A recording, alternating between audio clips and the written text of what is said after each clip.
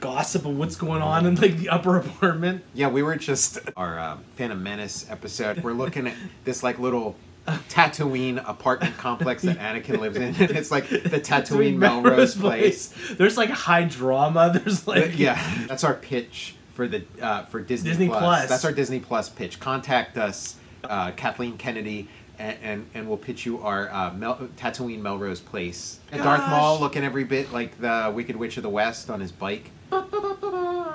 Yeah, Toto's in that little like that little back part.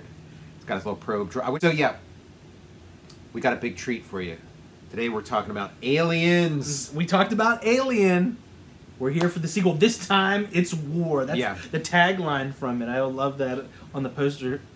Bigger and badder. 70s cinema. It's kind of like, you know, hippie era is still in there, and sort of like post-Vietnam and kind of like moral ambiguity and stuff. And then in the 80s, it was like, let's get our guns and load them up and start blowing up shit, everybody. Every movie would have like a getting ready for combat scene where you put like the knife in. Yeah. I would well, because even just with the bullet straps. Compare First Blood to Rambo. You know, my God. And so compare Alien to Aliens. I wondered, like, you know, but again, it's two different filmmakers from Alien to Aliens, and Jim Cameron, you know, and just compare Terminator to Terminator 2. Oh yeah, the 70s, it like slower paced, and yet it's not a bunch of people with machine guns. It's a bunch of people sort of, you know, we're not expecting any of this, and it just kind of fell in their lap. We're not equipped to handle this fucking thing. And now in Aliens, it's like 50 Rambos versus, because I think that came from and this is not a critique. No. Like, we love Aliens. Here for every second of it. And also I love the 80s montages where somebody straps bandoliers bullets on. Yeah. Like I mean, I guess like Cameron's like point of view coming into play, and not that these are necessarily like his politics, but like his idea of what a cool movie is. Cool 80s movie. Because I know the pitch for Predator, it was like, what if Rambo fought an alien? That was kind of like the genesis of the Predator idea, and then you got, it's like, what if a whole army was fighting the alien? Yeah, I mean, it makes perfect sense. It's a perfect escalation. And we were talking about that recent thing that Jim Cameron was saying, that Spielberg gave him the advice of, like, what if you're doing a sequel to Alien? What if, okay, the first one, he's evil. In this one, it's a different alien. You know, it's a different alien, looks the same, but he's nice. But nobody gets that because they just dealt with that horrible one. And so, you know, and he's like, yeah, that's not good. But, like, you know, that's the difference between Steven Spielberg and Jim Cameron. Like, Alien, I think we mentioned on the last one, like, I got into it through the action figures. That was like my entry point into it. And I would see the clips from Aliens in the commercials. Once again, R-rated movie toys for kids. I played a lot of the Aliens arcade game. It was kind of like I played it back in the day. It was kind of like a Double Dragon kind of thing. Oh, nice. Where, like, you know, you got Ripley and you got a bunch of people from the team, and they kind of walk like left to right with their big guns and the flamethrower power up, and you're just like, I played the hell out of that. That sounds amazing. Kind of like how the alien function, like the facehugger concept, and like different creatures look different when, you know, the gorilla alien, the bull alien. And then the first Alien movie I watched was Alien 3. We rented that. And then I saw Aliens next, and then Alien last. And then the first Alien movie I saw in the theater was Alien Resurrection. Okay. That was exciting to see an Alien movie in the theater. Yeah, Alien 3 was the first one I saw in the theater. With Aliens, like, it was just, I was like, okay.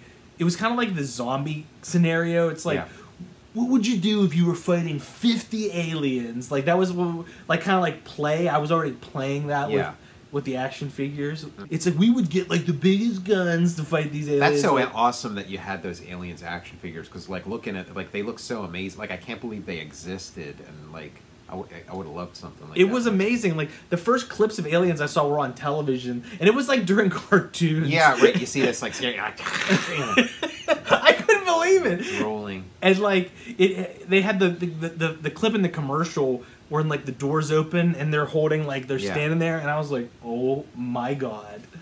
You know, I I never quite connected with Aliens, and I think I've told this story before on the show, but like, Aliens was out. I wanted to go see it with my older cousins were going to see it. My parents were like, absolutely not.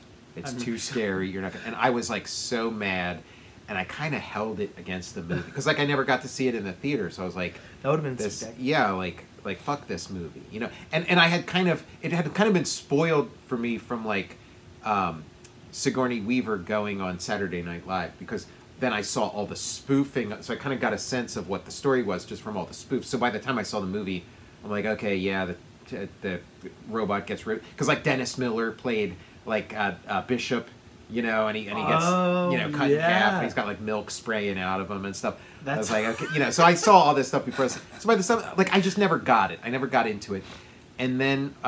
But I wanted to. I kind of felt like, you know, it's me. It's not the movie. It's a good movie. Yeah. I just never connected with it. And then again, I got my projector, watched it. You know, you know, with the projector, it's like I get to make up for lost time. I get to see movies on a big screen that I never got to see on a big screen.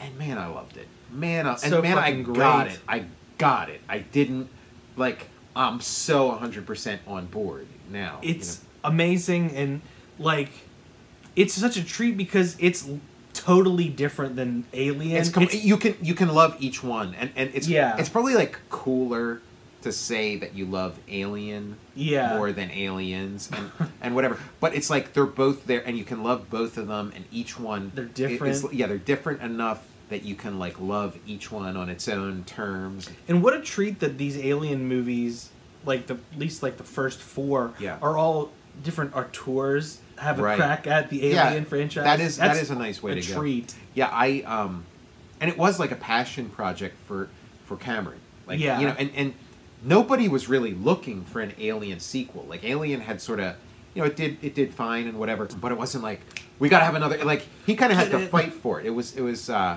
you know, kind of like up in the air for a long time. I know there was some problems with I think the lead, the original Hicks. He's in the movie. He's like, you can see like his back's turned, but he like shot a bunch and then was fired from the movie. Okay. In Tarantino movies, I can't remember his name. Oh, well, I mean, Michael Biehn is in Tarantino movies, but he's in not Michael Biehn. God, I can't remember. Okay, yeah. He's the original Hicks. Okay.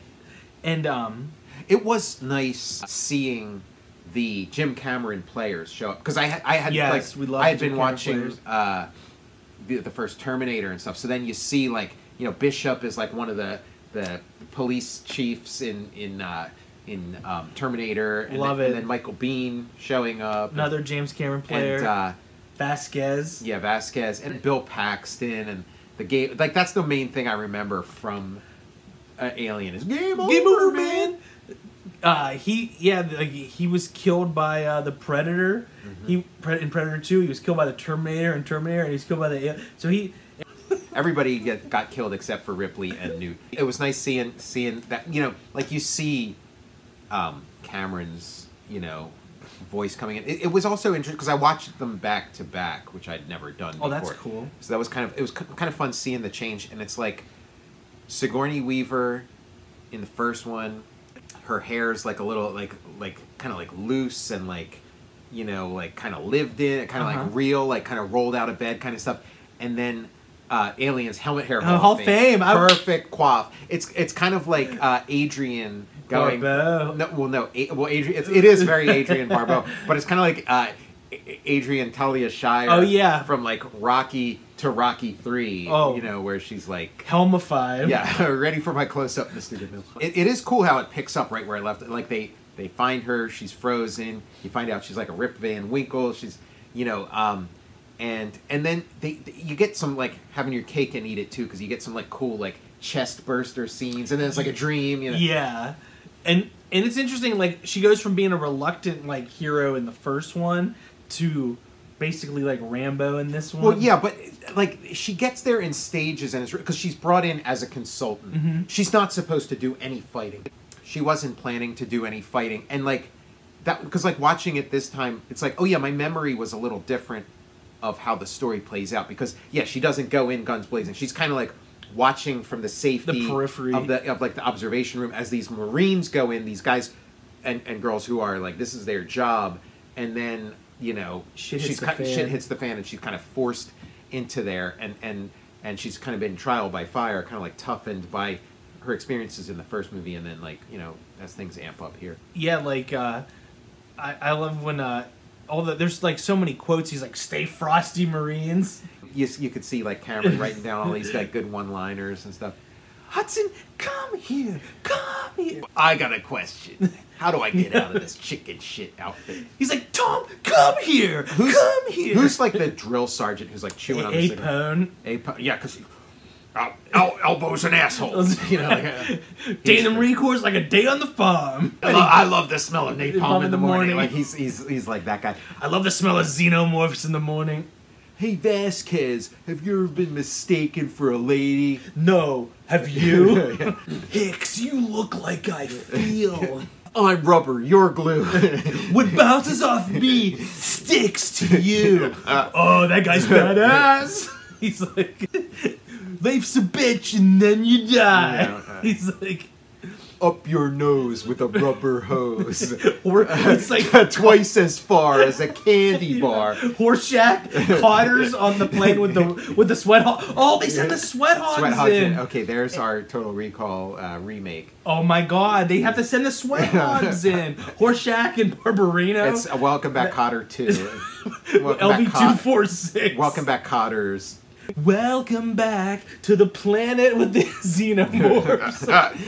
It is like a reunion. It's like a homecoming, and it does build on the thing of like the corporation's bad. The corporation, you know, and Paul Reiser will like lie to you and then stab you in the back, you know, that bastard. Yeah, like that was good too, because he does kind of play himself as, you know, her best friend, and he's looking out for her. Shit. Yeah, and then he stabs her in the back, and it does like play out. It's a nice twist, and then like, you know, watching it, you know, already knowing this, you kind of see the seeds there, and like just how low he's.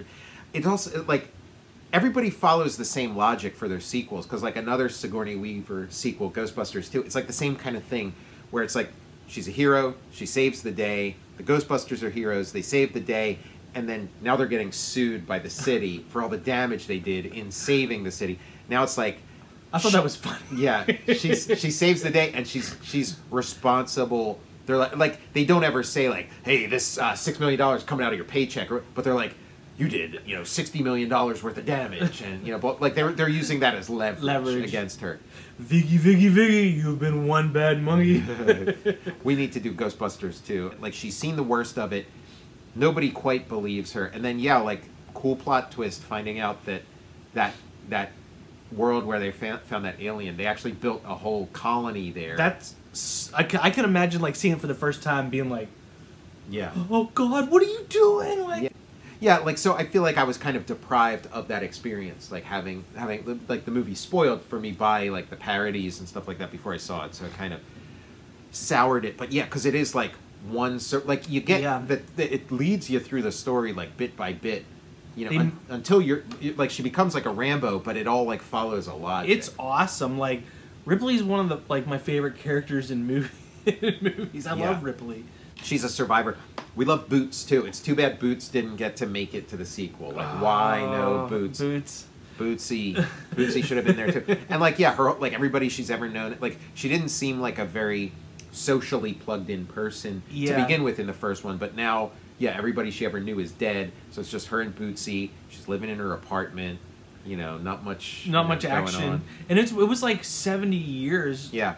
Did her daughter like pass away in that time frame? Newt, they mostly come at night, mostly. So yeah, so then Newt becomes like her surrogate daughter, and so like Newt becomes like a like an elaborated, like more like sort of fleshed out, like a humanized version of Bootsy. You know, it's kind of like this, you know, person that she has this connection with, this mother-daughter relationship with. There's some good deleted scenes for Ali-Yinz. Okay, tell me. There's some scenes where we see the colonists like living in, like we see a little bit of the and Marines landing, so we see like Newt interacting with her parents and whatnot. Okay, so it's like a flashback, or is it like video footage that like the corporation's watching? Or? No, it's just like it's like the colonists like day to day before they discover like the aliens. You get all those cool Jim Cameron designs too. So you get like the cool drop ship. Oh, I love that. You see the stuff he adds to it. We're in the pipe, 5x5. And also like the stakes, like it's a great lesson in like screenwriting and stuff. You know, like where the stakes keep going up, and then it's like, how are they going to get out of this one? You know, impossible. The dropship gets destroyed, and it's like, you know, like every way out has been denied to them. You know, and all these like last minute rescues and escapes. The way they used the Bishop character was so great too. Because love it. It's like, wait a second, he's a robot, and they're all like, yeah, of course. Every mission has like this thing that was kind of like weird and a new development for her, you know, 70 years ago when, you know, in the first movie is like commonplace now, and that they've worked out the kinks. There's no such thing as like evil robots anymore. And she's distrustful. She's distrustful of him through the whole movie, and she keeps waiting for him to fuck her over. And you as the viewer keeps waiting for a time for him to fuck everybody over the way, you know, his sort of predecessor. Ash. Yeah, the way Ash fucked everybody over. And so then it's like a surprise when it looks like he has fucked them, and it turns out he hasn't. You know, he saves the day. Yeah, and like that's a. It's like practice for Terminator 2. Yeah, you know, where like the evil robot becomes like the buddy. You know? Yeah, James Cameron's getting his feet wet on that move. Yeah, it's also like it's a little bit cynical, where it's like, love your evil robots, love this technology that's going to ultimately destroy you. You know? Great. How I learned to stop worrying and love the bomb. Yeah. Love the xenomorph. Yeah. This scene where they have these like sentry guns set up. They put them in this hallway. There's like 4 guns and different. This like, is a deleted scene. Deleted scene. I think it might be the first encounter with the aliens, and the guns, they're just like firing, and they're like, oh god, like there must be so many of the guns. Like run out of bullets, and you're like, oh god. You learn just how many aliens are out there. Yeah, that is cool. Like the way it amps everything up is pretty great, because it's like, man, the shit they had to go through to kill this one alien, and now there's like a whole planet full of them, and really great scenes of it coming out of the darkness, and like where you can't quite tell what's going on, and like strobe lights and light source and it's kind of like, okay, but this time they're ready for them. You know, this, like, it's a bad fight, it's tough, but they got guns, they got this, they got flames, you know, they got all kinds of stuff that the crew was just not even ready for in the first movie. But like they do, like when you get like a drop of the blood on you, like you're fucked. It like melts through everything and stuff. Where in this, it's like they pay tribute, they reference that, but it's like they get some acid on their armor and then quick, take your armor off and stuff. It's like they're like a little less lethal. Yeah, than, you know, like there's a lot of fluid spraying everywhere, in this movie, everywhere, but not as much people melting as you would expect. Hicks has his shotgun. He's like, I keep this around for close encounters. Yeah. This one's for you, Steven Spielberg. You know, I keep this around for ETs. Hey, Hicks, your mother. Your mother wears combat boots. Hey, Hicks, step on a crack, break your mother's back. How do I get out of this chicken shit outfit? Hudson, Tommy's like, Tom Scioli, come here, come here. You're like on the ship. You're in that outfit. You're like, every meal's a banquet. Every paycheck a fortune. Day in the Marine Corps is like a day on the farm. Yeah, like, was it like a recruitment ad? You know, like... The few, the proud, the Space Marines. The Space Marines. I spent a good portion of my teenage years playing Space Hulk, the Games Workshop board game, where it's like, it's I mean, they basically just, they took aliens.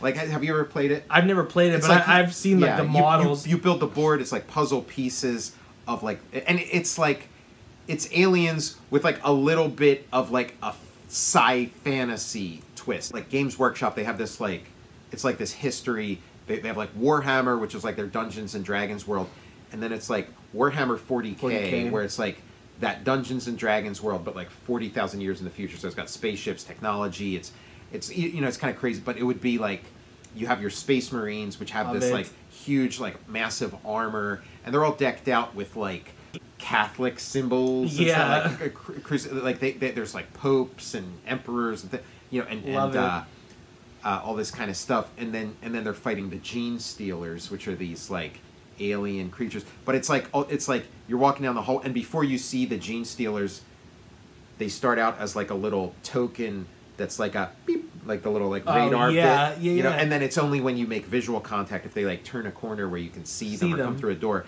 then you find out how many there, and then they get replaced with like the pieces that come in. The long reach of like the influence of Alien, that would have been amazing. It was a lot of fun, and it was like Aliens. The game was kind of tilted in favor of the gene stealers. Like they were really tough, really hard to defeat, and more often than not they would win.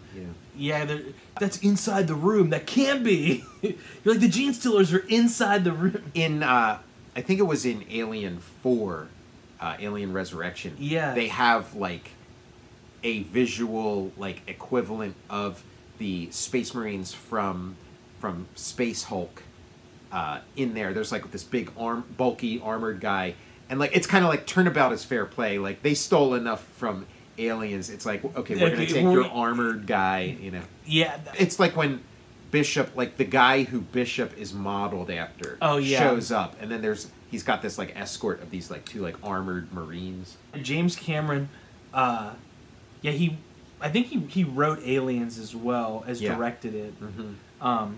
It was like a passion project, and we looked at like his first film, that student film, remember? Oh yeah, that was a blast. Yeah, that was great. And like you just see like just what a genius he is, how creative, great artist, you know, like visual artist, in a like great, you know, drawer, you know, a painter in addition to like, you know, film artist. Inventor too. Inventor, yeah. He's got, because they were like in that, I forget the name of the movie, but we reviewed it, and it was like he had exosuits in it and stuff. It was amazing. Ali-Yinz, I think he has a patent or two on like camera mounts. Okay. Like different kind. I don't know if it's like some kind of like Steadicam. Well, it feels like Steadicam kind of like, and you almost kind of see it in some of their weapons. Some of their weapons look like they have like Steadicams built into them. I love it. The like, smart guns. Yeah. I always thought that was cool. I'm like, this gun's so powerful, you have to like strap a belt around to have it on. And then the iconic pulse rifle. Yeah. Great sound effects too of the aliens, and then like the firing of the gun. Like, yeah, and then you got the that like car that they charge around. Oh, I love that. Which the car, like, I felt like that was like the weak link in the design, because like the drop ship is such a cool design, the gun stuff is, and then it's like this car that's basically like the lid of a shoebox. It's terrible. I'm like, it's like 2 inches off the ground, and I'm like, if you hit one alien, it's gonna like get stuck on it. Yeah, it's a cool practical effect. Like this thing is really tooling around in this, you know. I'm like, they didn't put rear view mirrors on this piece of shit. What is another like weak ass chop bust? They give it's like up your nose with a rubber hose. Yeah. No, the Sweathogs. Up your nose with a rubber hose. Horseshack, come here. Come here. Kotter, wrangle your troops. They're out of control. He's like... Gabe Kaplan and Ripley kind of have the same haircut. Get your outfit under control. Get your chicken shit outfit under control, Kotter. Horseshack's like running wild. You know, like in, like I don't know. Maybe it's a deleted scene, but I don't think they ever show like the nest in Alien. So like when you see kind of like the nest. Oh yeah, very exciting. Yeah, there's a similar deleted scene in Aliens, like the deleted scene from Alien where she finds Dallas. Remember the egg morphing scenario? Like in there's a deleted scene in Alien where Ripley, during her like final like run up to meeting the alien at the end for the final battle, comes across Dallas and somebody else, and they're getting like mutated into like somebody's cocoon. I think Dallas is either cocoon, and the other person is being like mutated into the egg. Like he's like in the process of like becoming because like the egg are all like former humans or former, you know, some kind of alien, you know, that's not the xenomorph. You know, they morph into the egg, and then Cameron kind of like up the ante. He like, since it was a deleted scene, he wasn't beholden to that, so he sort of had this idea of there being like a queen bee, and with the like little like attachment. And that feels right for the movie. The movie's like excessive and like big and like. So we got to have like a boss battle. Huge boss battle. And the deleted scene in Alien, they cut the Dallas scene from Alien because it slowed like the pacing down. Like she's like trying to get the ship's gonna like blow up. She stops and has like a 5-minute conversation with Dallas, and then during like the self-destruct scene when she's heading for the Queen or to find Newt, she comes across Burke, like Paul Reiser. He's in. Like, he's all cocooned up, and she has a conversation with him again. So where are you seeing these deleted scenes? I saw them on YouTube. Yeah, I'll have to check this. I want to see that Paul Reiser. Paul Reiser's so great in this, you know, and it's like, you know, you think of his image, you know, on like Man About You or something, but then he's like such a piece of shit in this movie. He's so like a funny guy in like the Beverly Hills Cop stuff. Yeah, very likable, just like always been like a very likable performer in Diner. And, yeah. And she gives him one of the My Two Dads. My Two Dads. Yeah. Oh my gosh, both Paul Reiser, the other guy from My Two Dads. Is he in Aliens? He's in one of the undersea alien ones. He's in I think he's in Deep Star 6. Okay. He's like the lead in that. Okay. So you could do a double feature. We could do a My Two Dads double feature of Aliens and Deep Star 6. Yes, I like it. He's great in Deep Star 6. But he's not, so he's like, both of them had to deal with, like, giant slimy monsters and, like, raising a kid. Right, yeah. Yeah, no, I gotta see those deleted scenes. I gotta really...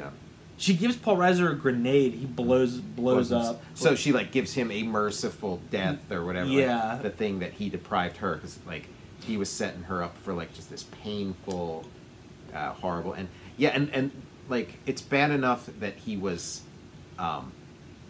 like setting up Ripley and gonna, but the fact that he was setting up Newt too is like, okay, man, you suck. Scum. Yeah, you're the worst. That's like the scariest scene in one of the scariest scenes in all the Alien movies, when that facehugger is like in her room, like the lights are out. It's like that is a great sequence because it is like you've seen all this like huge scale kind of stuff prior to that of like fighting all these giant monsters and stuff, and then now you're like stuck in this room with this little creep. Oh, you know, God, it's so fucked up. She's like, it's like coming over the top. Like, oh God, that scares the crap out of me. And then like when she's pounding, they can't hear her screaming. Yeah, great. Like just great. Like because it doesn't cost $1 million to do this either. It's like that kind of scene could be like a low budget. It could be like an early Sam Raimi thing or something. You know, like you don't need I mean, obviously you need a ton of money to build that futuristic set, but like just like the action of it is like a lot of like what you don't see, suspenseful. But yeah, Burke, real piece of shit. Yeah, so many parts like one after the other where you're like, man, how are they getting out of this one? When's the next dropship coming? He's like, 10 days. He's like, 10 days. We're not gonna last 10 hours. Yeah, like they got, you know, ripped up, you know, almost instantly, and it's like, yeah, how are they going to do 10 days? And then I do like the ticking clock element they add with like Bishop has to like turn the planet's like power core to blow up. Yeah, you think about like, I mean, because like the effect of Aliens, and I've played so many Aliens derivative video games. I played the Aliens game, and you got Metroid. And Metroid has that countdown to, like, Metroid has that countdown where like after you destroy Mother Brain, you have to like kind of like escape the planet, and then thrilling Super Metroid has like a sequence like that right at the beginning where you're on this space station, and then there's a countdown as the space station's about to blow up, and you works every time. Yeah, it has like the mood, and there's like a character in Metroid called Ridley, which Apone. I love it. In the action figure, he has a t-shirt that says "No bugs" on it. I always like that. Yeah. And he was yelling at Kotter is wild. They're like, we brought in another platoon, the Sweathogs. They're here to take on the xenomorphs. Barbarino, have you ever been mistaken for a lady? No, have you? And then they slap high five with like his where he's like, Horseshack. Holster that shit! We brought in the toughest sons of bitches from this side. We brought in the Sweathogs. We got Epstein's mom. Epstein's mom. We brought in the baddest of asses. the xenomorphs are no match for the Sweathogs. Drake and Vasquez are shaking in their boots. Kotters Marauders. Sergeant Kotters. You know, they talk about, like, in screenwriting, like, you want to make a story that, like, where the whole thing, the whole structure that you build kind of, like, falls apart and burns down, you know, just by the end of the, like, where like you kind of barely get out of the story, kind of.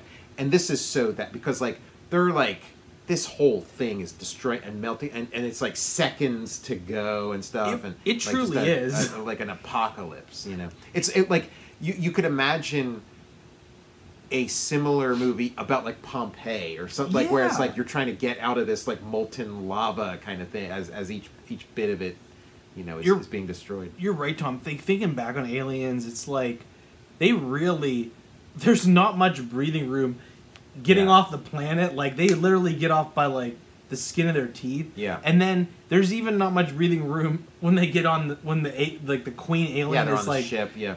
And it's like the only relief is, like, the sleep that they get at the end when they're going into cryo sleep. And then, you know, having seen Alien 3, God, like, you know, that it's like just more bullshit, like, they just can't catch a break. Alien 3 I need to reevaluate, because that was, like, the hardest thing for me. Alien 3 was just that, wait a second, all that stuff they went through in Aliens and Newt and Ripley, you mean for nothing, like Ripley, that Newt dies immediately, and, like, I get that they had to do something to kind of, like, you know, reset. You're not just going to do a remake of Aliens where it's like her protecting Newt, but it's like, is there some other way? Like, I just for my own, like, mental well-being, I just kind of, like, ignore that aspect of Alien 3, that, like, Newt is alive and well. She's you know, had a full and wonderful life. You know? It's nice to, like, you can watch Alien 3 for, like, the craftsmanship and, like, the suspense setup and, like, the look. I'm such a fan of the director, too. David Fincher, David Fincher, but I kind of like Alien 3. I pretend doesn't exist. Yeah. I like in the story, in, like, the canon, in head canon. In head canon, I shoot it away because it's a parallel universe. Parallel universe, but, like, to look at Alien 3, I'm like, yeah, this is like super suspenseful, and they kind of even went back, even. It's like, oh, you thought they didn't have enough weaponry in Alien. They even have less than that in Alien. Because it's like, you know, in Alien, you know, they're all working stiffs and stuff, and so now it's like a step further of, like, okay, these are prisoners. You know, it's even, you know, which that's like a good idea. Cool. Like, that's a good take to, like, okay, it's the alien, you know, in a prison. You know, yeah, headcanon. Yeah, just that aspect. Like, how about they sort of drop Newt off. You know, on Earth, and Hicks, they get dropped off on Earth, and you know what, and then Ripley goes, and then she ends up on this prison. Yeah, and then at the end she, or like somebody like somehow the computer accidentally activates escape pods that sends the two of them, you know, safe and sound to whatever, and doesn't activate Ripley's escape pod. And, I love that, Tom, and it's even better than that. They get land on the planet where Spaceballs happens. Yeah, and they have, like, fun adventures on there. They land on the Planet of the Apes. People are combing the desert for them. I mean, it was the 90s. It was like, you know, the way that Aliens, the way that Alien sort of reflects the 70s, the tenor of the times, and then Aliens, kind of like the go-go 80s, the rah-rah 80s, and then the Alien 3 is kind of like the sort of like the dark 90s, kind of like, you know, the 9 Inch Nails. Reality Bites. Yeah, everything's a bummer, you know, 9 Inch Nails kind of thing, kind of, you know. At the end of Alien 3, they remove the alien and Ripley survives. Yeah. They took the alien. It's 7. We can't wait to do a Spaceballs. Hello, my darling. Hello, my... Yeah. Yeah, we kind of missed the boat not doing a Young Frankenstein episode for Halloween, but we'll do a Spaceballs episode. Yeah, and we'll try to do a Young Frankenstein for next Halloween. So the Aliens arcade game, you know, me and my cousin are playing it, like, because it was so much fun. Like, me and my cousin got on this kind of like this run of, like, where my aunt would drop us off at the mall we'd go see a movie. We'd see like Kindergarten Cop or something. We saw Home Alone. We saw Kindergarten Cop. And then after the movie, we'd go to the arcade in the mall and we'd play the Rambo arcade game. We'd play the Ghostbusters arcade game. We'd, you know, all kinds of cool... And we'd play the Ali-Yinz arcade game. It was multiplayer, Double Dragon kind of thing. And like we're playing it and then we get to the end and you're fighting the Queen. And we're like, no matter how much you shoot and blow up and flame the Queen, she just keeps coming. And then it's like that exosuit. You gotta put, hell and then yeah. like you get in the exosuit and then you like lift her up and then you inch her towards the vacuum and you know. Tom, yeah, the power loader. Yeah. Oh my god. That's so great. And they set it up so nicely in the movie how it's like she's just a working stiff and this is the tools of the trade. She clearly knows how to use it. Where do you want it? He's like, docking bay 12, please. and the way she uses it, like that's such a great scene too. And it is like it's almost like a Jackie Chan fight scene or something where it's like you're doing these fight moves in a confined space. So like, you know, she's fighting and then the alien is like going and the mouth is going. I love it. And she's like kind of doing these little moves to like dodge it. Little blowtorch. Yeah, little mini blowtorch and stuff. Yeah, all this like little stuff on there. And it makes perfect sense because you're like, there's the Queen. How is anybody gonna do any damage to this thing? It's like, I got my power loader here. Yeah. I had that toy. I got it for my birthday. Do you still have it? I do. I'd love to see it because I want to see like the mechanism of it. I'll bring it. I'll bust it out. Because like they've made more recent, you know, exosuit toys for like more recent alien toys and stuff, where of course they have all this sculpting and this and that. But I want to see like a, you know, like an aliens toy made for kids. Like how did they figure out a way to like sort of mass produce that power lifter? And I remember I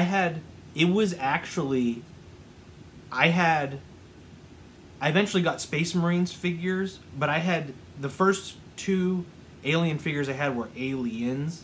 I had the first toy I got was the Scorpion alien. It like exploded.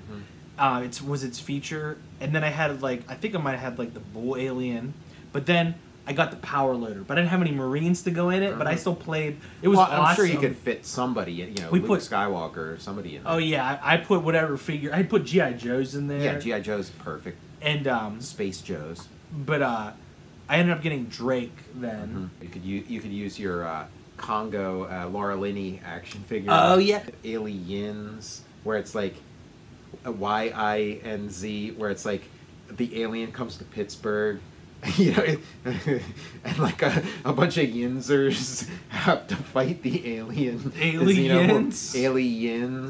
That is like the best thing ever. Yeah, but maybe like a couple like ex-Steelers have to, you know, to come in. There was a thing where like Jerome Bettis has to the boss, Myron Cope, Marn Cape. They're like dead.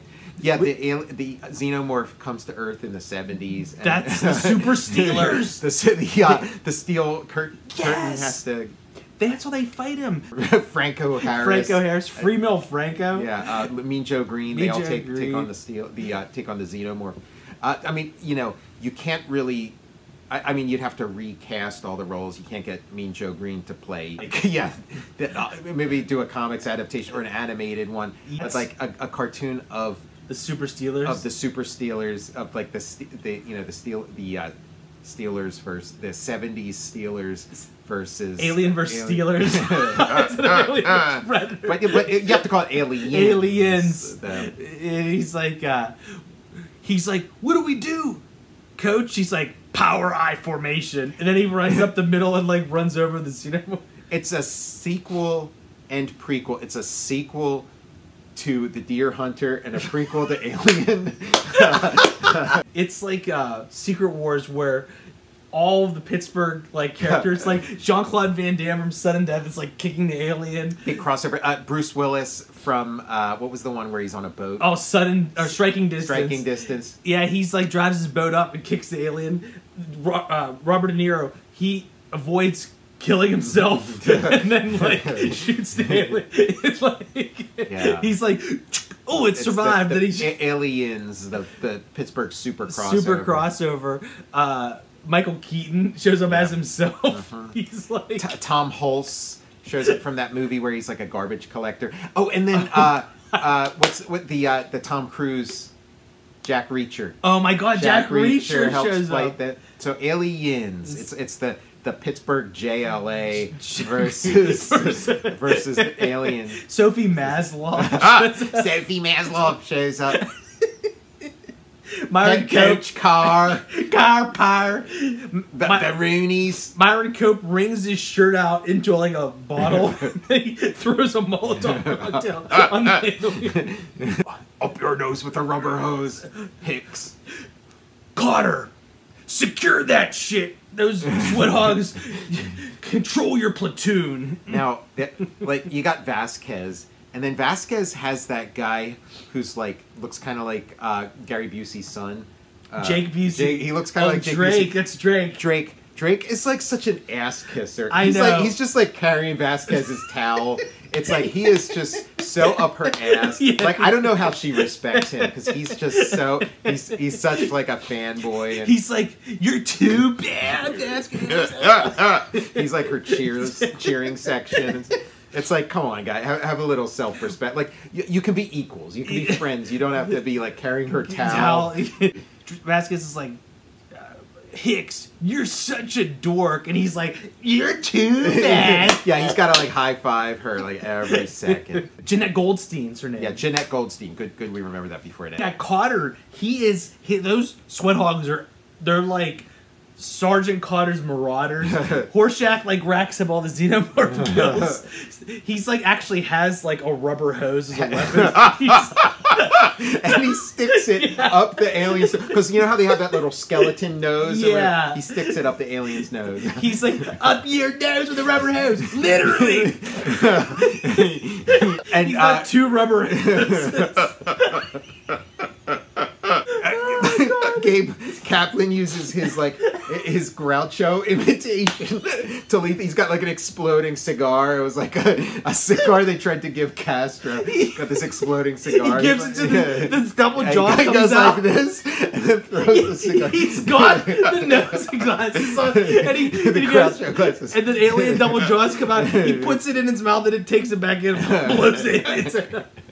It's where the tusks elusive. John Travolta, he tries to put a pair of his jeans on the alien and it constricts him and blows him up. Or like they're so tight he puts them. And Epstein has like he takes a note from his mom, signed Epstein's mom, and then makes it into like a paper airplane and then like throws it at the xenomorph. He like lights the end of it. It's made out of exploding. I'm still dying over Kaplan's Groucho. You know, he finally figured out a use for his Groucho imitation. You know all the Space Marines have all that gear on? Well, they're like marching, but they have desks around them. Their desks are like stuck on them. Their desks are like strapped to them. And like Gabe Kaplan strapped to the top. while they're like warming up, you know, while they're getting ready for all the fighting and stuff, they're having R&R or whatever. Gabe Kaplan's like cleaning up, playing poker. You know, he's like taking everybody's chips. Read them and weep, boys. Yeah, using his competitive poker skills.